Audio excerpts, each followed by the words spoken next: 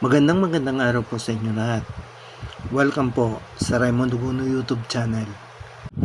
Samahan po ninyo ako sa aking pagluluto ngayong araw na ito.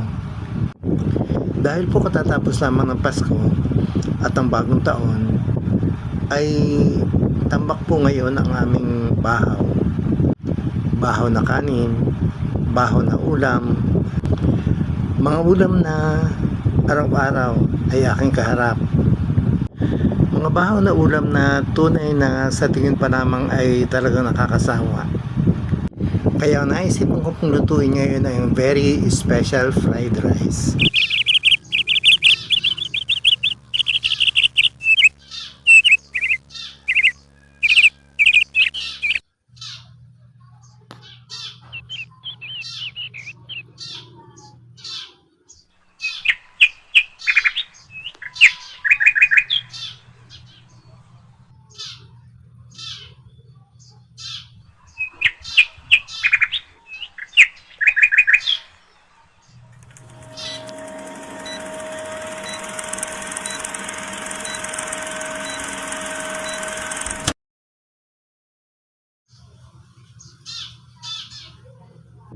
At dahil nga very special ang aking fried rice, kaya kailangan ko ng onion, ng garlic, at syempre ng pang-garnish na onion leaves.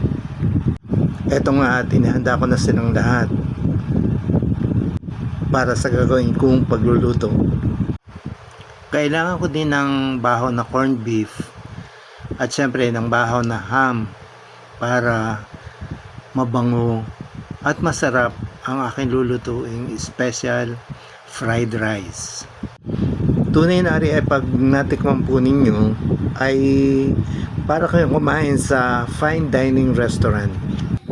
Naisanan ko na po ang kawali at nalagyan ko na din ito ng mantika. At syempre hinihintay ko na lang ang pag-init nito para masimulan ko na ang pagluluto ng masarap na fried rice. Uunahin po natin sa kutsahin ang ating onion.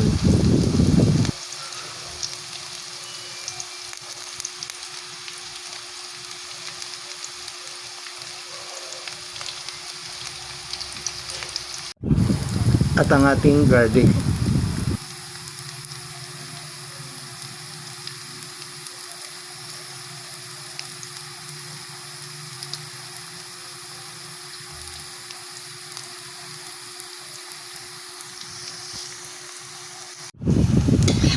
Patuloy po natin sasangkotsahin ang ating onion at ang garlic hanggang sa ang mga ito ay maging brownish at maging napakabango.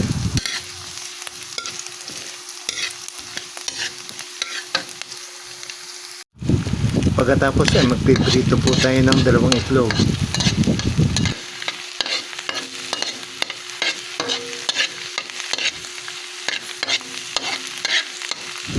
Pag po paluto ng itlog ay atin po itong gagayatin sa magitan ng ating ginagamit na siyense.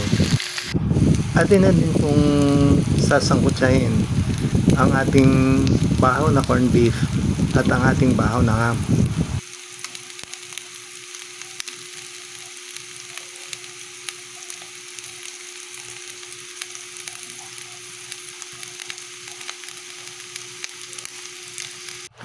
Atin pong paghalo-haloin ang ating mga ingredients, ang sibuyas, ang bawang, ang ham, ang itlog at ang ating corned beef.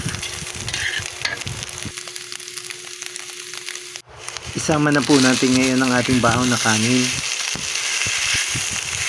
na atin pong dudurugin ng konti para lumahok doon sa iba pang mga sangkap.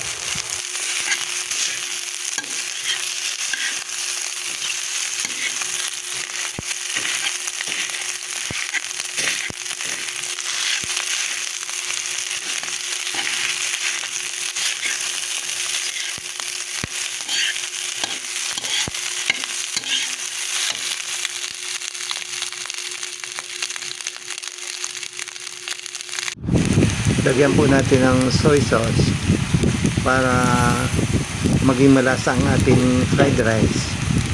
Dahil hindi na po natin ito lalagyan ng asin.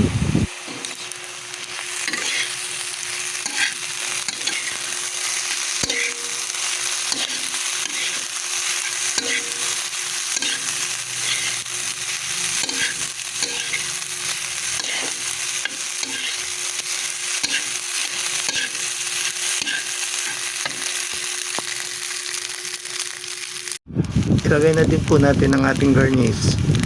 Dahil wala po tayong onion leeks at wala din tayong spring onions, edi ang ating pong ilalagay ay onion leaves na lamang.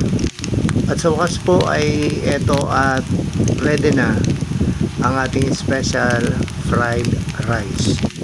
Ari po tunay na napakasarap talaga. Maraming salamat po sa inyong lahat sa pagsama ninyo sa akin dito sa aking pagluluto hanggang dito sa dulo.